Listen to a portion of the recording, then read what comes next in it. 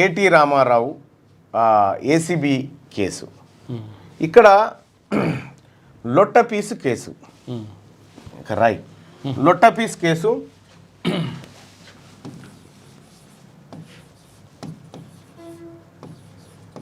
లొట్టపీసు, right. ఈ లొట్టపీస్ అనేటువంటి మాట ఇది ఎంత భయంకరమైన వాడో బయటి ప్రపంచానికంటే కేసీఆర్ కుటుంబానికే ఎక్కువ తెలుసు. ఇక్కడ మనము ఒక కొద్ది చరిత్రను వెనక్కిపోతే, కొద్దిగా చరిత్ర అంటే 1990కి ఒకసారి వెళ్దాం.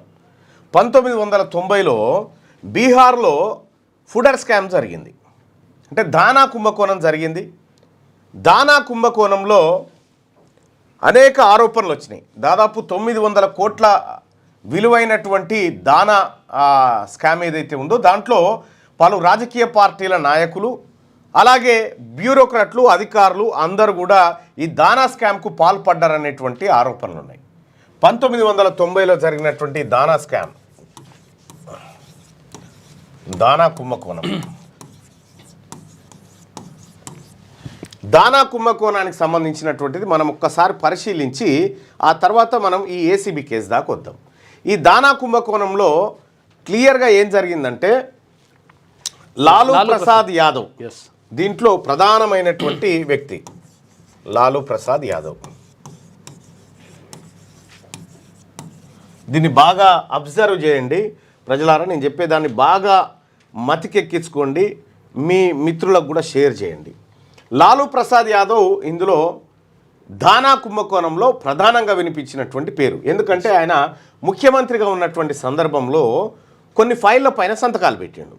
ఏమని అంటే దానాను సరఫరా చేయడం కోసం, అక్కడ ఉన్నటువంటి కరువు పరిస్థితిలో దానాను సరఫరా చేసి ఆ లైఫ్ స్టాక్స్ ఏవైతే ఉంటే వాటిని కాపాడడం కోసం కొన్ని నిర్ణయాలు చేసినటువంటి సందర్భంలో మొత్తం 5 ఎఫ్ఐఆర్లు నమోదైనాయి. దీంట్లో 5 ఎఫ్ఐఆర్లు నమోదైనాయి. ఈ 5 ఎఫ్ఐఆర్లో లాలూ ప్రసాద్ యాదవ్ దోషిగా తేలిండు. దీంట్లో ఒక కేసు ఎఫ్ఐఆర్ నెంబర్ 4కు సంబంధించినటువంటి కేసులో సిబిఐ ప్రత్యేక న్యాయస్థానం శిక్ష ఖరారు చేసింది. ఎవరికి? లాలూ ప్రసాద్ యాదవ్కు 14 సంవత్సరాల శిక్ష. 14 సంవత్సరాలు శిక్ష విధించింది లాలూ ప్రసాద్ యాదవ్కు. కుంభకోణం పైన విచారణ జరిగింది, అనేక ఎంక్వైరీలు జరిగినాయి, 5 ఎఫ్ఐఆర్లు నమోదైనాయి. ఆ తర్వాత ఈ లాలూ ప్రసాద్ కంటే ముందున్నటువంటి మిశ్రా ఎవరైతే మాజీ ముఖ్యమంత్రి ఉండేనో బీహార్కి, ఆయన పేరు కూడా దీంట్లో వచ్చింది. ఇట్లా అయితే లాలూ ప్రసాద్కి 4వ కేసులో పడ్డటువంటి ఒక శిక్షను మనం పరిశీలిస్తే ఇక్కడ ఏం జరిగిందంటే ఈ 4వ ఎఫ్ఐఆర్లో 14 సంవత్సరాల శిక్ష విధించింది సిబిఐ కోర్టు. అందులో లాలూ ప్రసాద్ చేసినటువంటి కార్యక్రమం ఏంటంటే 3.331,00,000 ట్రెజరీ నుంచి డ్రా చేసేరు. ట్రెజరీ నుంచి ఫేక్ బిల్లుల ద్వారా డ్రా చేసినటువంటి కేసు ఇది. లాలూ ప్రసాద్కు 14 సంవత్సరాల కారాగార శిక్ష, అంతకంటే ముందు కేసుల్లో 5 సంవత్సరాల కారాగార శిక్ష ఇట్లా విధించుకుంటూ వచ్చింది. దీంతో ఏమైంది, లాలూ ప్రసాద్కు ఎప్పుడైతే శిక్ష ఖరారైందో, శిక్ష ఖరారైన తర్వాత వాళ్ళు హైకోర్టుకు ఆ తర్వాత సుప్రీంకోర్టుకు ఎక్కడికి పోయినా కూడా పెద్దగా ఫాయిదా లేకుండా పోయింది. కానీ 3,31,00,000 రూపాయల అవినీతి జరిగిందంటూ నమోదైనటువంటి ఒక కేసులో లాలూ ప్రసాద్ యాదవ్కు 14 సంవత్సరాల శిక్ష పడ్డ వెంటనే ఆయన లోక్సభ సభ్యత్వం రద్దయింది. సభ్యత్వం రద్దు, ఎంపీ పదవి రద్దు అయిపోయింది ఆయనది. ఇటీవల కాలంలో ఆయన ఎంపీ పదవి రద్దు అయిపోయింది, మళ్ళీ ఆయన పోటీ చేయడానికి అర్హుడు కాదుగా. అంటే లాలూ ప్రసాద్ యాదవ్ అప్పటి నుంచిగా మళ్ళీ ఎన్నికల్లో పోటీ చేయలేదు. లాలూ ప్రసాద్ రాజకీయ జీవితం అక్కడితో క్లోజ్. రెండో అంశాన్ని తీసుకుంటే గుజరాత్లో రాహుల్ గాంధీ గారు గతంలో ఒక మాట చెప్పిండు, చౌకీదార్ చోర్ హే అంటూ. ఆ తర్వాత మోడీ అదానీల గురించి మాట్లాడితే ఒక బీజేపీ నాయకుడు గుజరాత్లో ఒక కోర్టులో కేసు నమోదు చేస్తాడు. కేసు నమోదు చేస్తే విచారించినటువంటి కోర్టు ఏం చేస్తుందంటే రాహుల్ గాంధీకి 2 సంవత్సరాల ఏది జైలు శిక్ష విధిస్తుంది. 2 సంవత్సరాల కంటే ఎక్కువ జైలు శిక్ష అనుభవిస్తే మళ్ళీ ఎన్నికల్లో పోటీ చేయడానికి అర్హత కోల్పోయినట్టే. సో ఇట్లా రాహుల్ గాంధీ గారి కేసు ఆ తర్వాత సుప్రీంకోర్టు స్టే చేయడం అదంతా మనం చూసినాం. ఇక్కడ లాలూ ప్రసాద్ యాదవ్ గారి కేసు. సో లాలూ ప్రసాద్ యాదవ్ గారికి లాలూ ప్రసాద్ రాజీనామా చేయగానే ఆయన భార్య రబ్రీదేవి బీహార్ ముఖ్యమంత్రిగా ప్రమాణ స్వీకారం చేసింది. ఎందుకంటే ఈ స్కామ్లో ఆయన దోషిగా తేల్చింది సిబిఐ కోర్టు. ఆయన దోషిగా తేల్చిన వెంటనే భజన్లాల్ మిశ్రా తర్వాత రబ్రీదేవి బీహార్ ముఖ్యమంత్రిగా ప్రమాణ స్వీకారం చేసింది. ఇది చాలా అబ్జర్వ్ చేయండి ప్రజలారా, చాలా కీలకమైన విషయం చెప్తా ఉన్నా. రబ్రీదేవి బీహార్ ముఖ్యమంత్రిగా ప్రమాణ స్వీకారం చేసింది. ఆ తర్వాత ఆ కేసు కొనసాగింది. లాలూ ప్రసాద్ యాదవ్ దోషిగా తేలింది.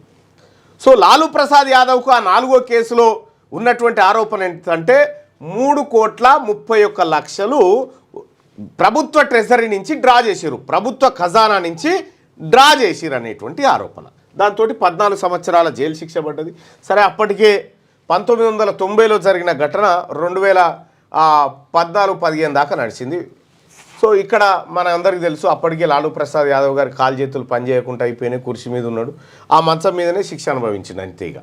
సరే, అది మనందరికీ తెలిసిందే. కానీ ఇక్కడ 3,31,00,000కే 14 సంవత్సరాల శిక్ష పడ్డటువంటి లాలూ ప్రసాద్ యాదవ్ గారి ఎపిసోడ్ పక్కకు పెడితే, ఇటు రాహుల్ గాంధీ గారికి 2 ఏళ్ల శిక్షకు సంబంధించినటువంటిది పక్కకు పెడితే, ఇక్కడ క్లియర్గా 54 కోట్ల రూపాయల కుంభకోణం.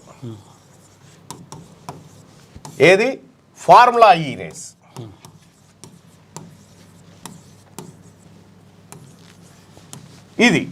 ఇందులో కేటీ రామారావు గారే క్లియర్గా ఒప్పుకున్నాడు, ఎస్ నేనే ఇచ్చినాని. అంటే దాదాపుగా దర్యాప్తు సంస్థలకు ఇవ్వాల్సినటువంటి ఆయుధాలన్నీ ఇచ్చేసిండు కేటీ రామారావు. ప్రభుత్వ ట్రెజరీ నుంచి, ప్రభుత్వ ఖజానా నుంచి విదేశీ సంస్థలకు ఈయన ఆదేశాలతో నిధులు పోయినాయి. ఆర్బీఐకి తెలియకుండా ఈయన ఆదేశాలతో నిధులు పోయినాయి. నిధులు పోతే కేటీ రామారావే ఒప్పుకున్నాడు, ఎస్ నేనే పంపినా, మంత్రిమండలి ఆమోదం లేదు, ముఖ్యమంత్రి గారి ఆదేశం లేదు, నేనే పంపినా అని కేటీ రామారావు కుల్లాగా డంకా బజాయించి చెప్పేసిండు. అవునా, నేనే పంపిన పో అనేటువంటి యాంగిల్లో చేసిండు. కేటీ రామారావు గారు ఈ కేసులో 100% ముద్దాయిగా తేలుతాడు. నో డౌట్, డౌటే లేదు ఇంకా దీంట్లో. ఎందుకంటే ఆయన వేసుకున్నటువంటి క్వాష్ పిటిషన్ల విషయంలో కోర్టులు స్పందించిన తీరు, ఆ తర్వాత కేటీ రామారావు మీడియా ముందు చెప్పినటువంటి మాటలు, వీటన్నిటిని కూడా చూస్తే ఏసీబీ చేతికి పక్కా ఆధారాలు, కోర్టులో నిలబడేటువంటి అన్ని అంశాలు దొరికిపోయినాయి.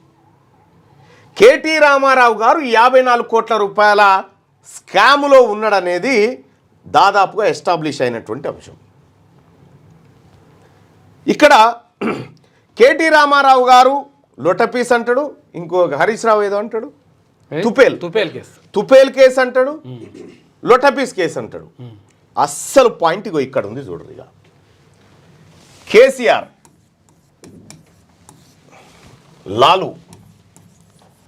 లాలూ ప్రసాద్, ఇక్కడ కేసీఆర్ 10 సంవత్సరాల పాటు తెలంగాణ రాష్ట్రాన్ని నేలేడు. ఆ తర్వాత 10 సంవత్సరాల నేల కాలంలోనే బీఆర్ఎస్ పార్టీకి వర్కింగ్ ప్రెసిడెంట్గా కేటీఆర్ను పెట్టిండు. అంటే కేసీఆర్ ఏమనుకున్నాడు, నా తర్వాత తరాన్ని ముందుకు తీసుకుపోయేది కేటీ రామారావే అనేది కేసీఆర్ ఆలోచన.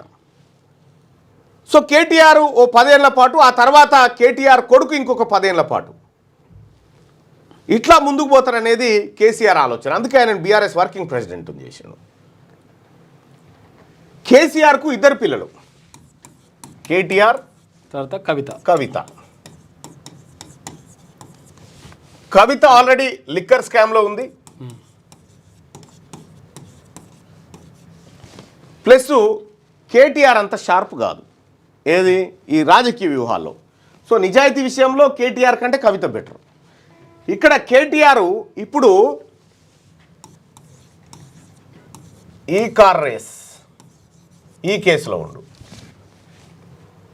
సో కేటీఆర్ ఆశలన్నీ కేసీఆర్ ఆశలన్నీ కేటీఆర్ మీద ఉండే. నా తర్వాత పార్టీని నడిపించాలనుకో, కానీ ఇప్పుడు కేసీఆర్ పరిస్థితి చేత కాకుండా కొద్దిగా యవ్వనం అయిపోయి ఇంకా సత్వ లేనటువంటి పరిస్థితిలో ఫామ్ హౌస్లో హాయిగా రెస్ట్ తీసుకుంటున్నటువంటి నాయకుడి కొడుకు ఈ కార్ కేసులో ఆధారాలతో ఇరికిండు, ఆధారాలతో ఇరికిపోయిండు. సో మరి ఎవరు నడపాలి ఈ బీఆర్ఎస్ పార్టీని? బీఆర్ఎస్ పార్టీని నడపడం ఎలా? నమ్ముకున్న కొడుకు ఈ కేసులో ఇరికిపోయిండు. ఒకవేళ హరీష్ రావు లాంటి వాళ్ళకు అప్పచెప్తే ఎంతటి ప్రమాదమో కేసీఆర్కు తెలుసు. హైజాక్ చేస్తాడని ఎంతటి ప్రమాదమో కేసీఆర్కు తెలుసు. సో కాబట్టి ఇక్కడ నమ్ముకున్నటువంటి కేసీఆర్ ఈ లింకు తెగిపోయింది. ఈయన ఏళ్తే కదా కొడుకు హిమాంశును నెక్స్ట్ తరానికి అందించేది, ఈయననే ఏలుడు లేదా? సో ఇక్కడ ఈ కేసులో ఏసీబీ కేసులో కేటీ రామారావు ఇరికిపోయిన తర్వాత కేసీఆర్ నిర్మించుకున్న కలల సౌదానికి బ్రేక్ పడ్డది, కలల సౌదానికి బ్రేక్ పడ్డది. ఇక ఆ తర్వాత వీళ్ళ వారసులు ఎవరు కూడా, కేసీఆర్ వారసులు ఎవరు కూడా బీఆర్ఎస్ పార్టీని నడిపించేటువంటి పరిస్థితి లేదు. లాలూ ప్రసాద్ యాదవ్ గారికి 9 మంది పిల్లలు, 9 మంది పిల్లలు. 9 మందిలో తేజస్వి యాదవ్ మనకు తెలుసు, తేజ్ ప్రదీప్ తెలుసు, ఇట్లా 9 మంది పిల్లలు ఉన్నారు. వాళ్ళిద్దరు ఇప్పుడే బీహార్ డిప్యూటీ సీఎంగా పనిచేసి వాళ్ళ రాజకీయ అనుభవాలతోటి ఇవాళ ఆర్జేడీ పార్టీని నడిపిస్తున్నటువంటి పరిస్థితి మనం చూస్తూ ఉన్నాం. సో ఇక్కడ లాలూ ప్రసాద్ యాదవ్కు పోయింది ఏం లేదు, మంచం మీద వండుకొని ఉదర్జావ్ అని ఈ 9 మందిలో ఎవరికి చెప్పినా పోతారు. కానీ ఇక్కడ ఉన్నారు ఇద్దరే.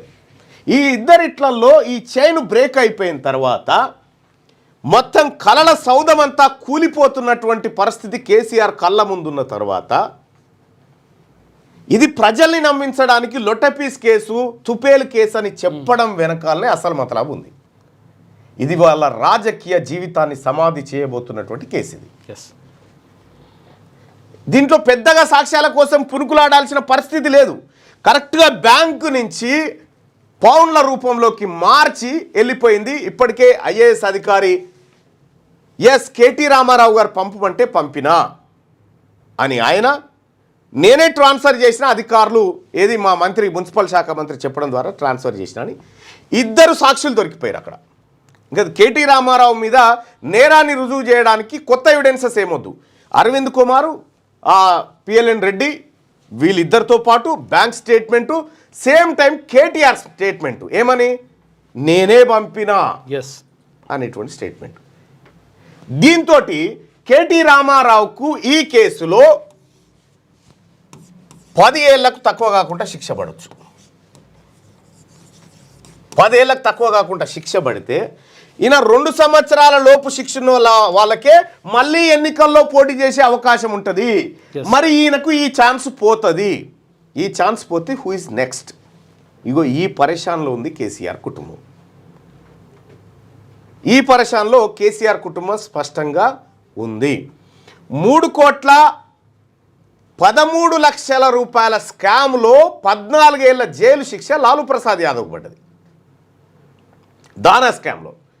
ఇక్కడ 54 కోట్ల ప్రజాధనం దుర్వినియోగమైనటువంటి నేపథ్యంలో దానికి కేటీ రామారావు నిర్ణయం తెలిసి చేసినటువంటి తప్పు కారణంగా 10 ఏళ్ల శిక్ష పడ్డా, అందులో కనీసం 3 ఏళ్ల శిక్ష పడ్డా కేటీ రామారావు ఆఖరిసారిగా ఈసారి ఎమ్మెల్యే ఉంటాడు.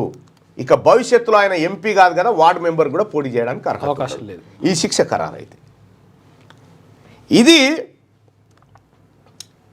కేసీఆర్ కేటీఆర్కి వీళ్ళంతా ఉంటాడు,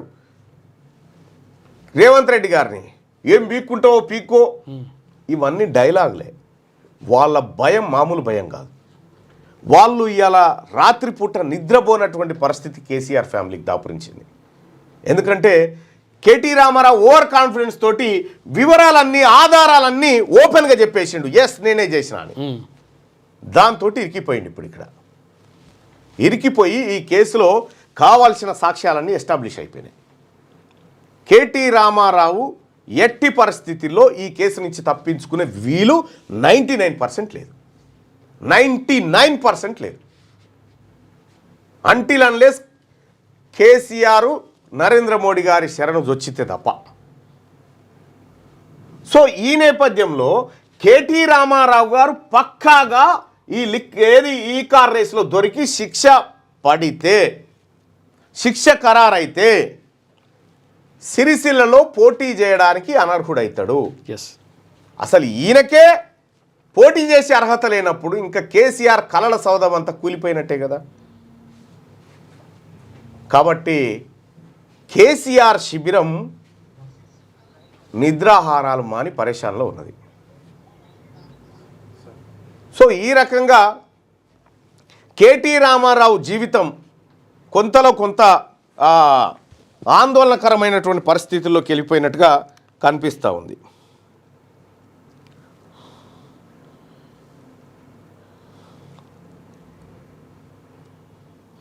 కాబట్టి మనమందరము ఆలోచించుకోవాల్సినటువంటి విషయం ఏంటంటే కేసీఆర్ ఖాందాన్ రాజకీయ జీవితం ఖతమైపోయింది. మరో రూపంలో హరీష్ రావు హైజాక్ చేసి, అయితే హరీష్ రావుది కూడా ఏం సక్కదనం లేదు. మళ్ళా హరీష్ రావుకు సంబంధించినటువంటి కాళేశ్వరం కేసులు, హరీష్ రావుకు సంబంధించినటువంటి ఫోన్ ట్యాపింగ్ కేసులు ఇవన్నీ అక్కడ ఉన్నాయి. మళ్ళా దానికి సంబంధించిన ఆధారాలు ఉన్నాయి. సో విద్యుత్ కొనుగోలులో కేసీఆర్కి సంబంధించి ఉన్నాయి. 4 స్కామ్లలో ఇక్కడ మనం చూసుకుంటే కేసీఆర్ విద్యుత్ స్కామ్, హరీష్ ఫోన్ ట్యాపింగ్, తర్వాత ఇది కాళేశ్వరం ఫోన్ ట్యాపింగ్, కాళేశ్వరం వీళ్ళిద్దరు కలిసి కాళేశ్వరం. ఆ తర్వాత కేటీ రామారావు కేటీఆర్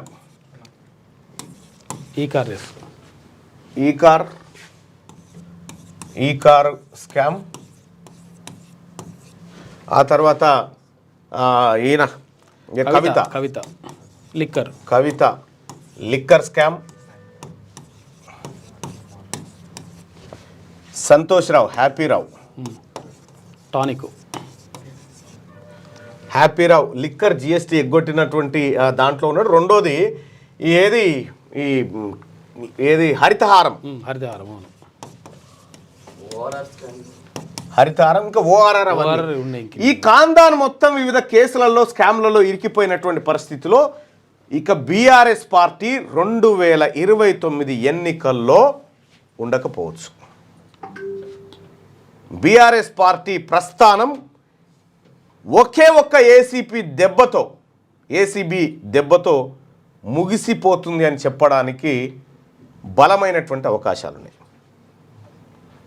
సో కాబట్టి కేటీ రామారావు చేసినటువంటి ఒక చిన్న అనాలోచిత నిర్ణయం కేసీఆర్ కలల సౌదాన్ని కుప్పగూల్చి పారేసింది. ఇది లొట్టపీస్ కేసా, ఒరిజినల్ కేసా? మీ అభిప్రాయం తెలియజేయండి.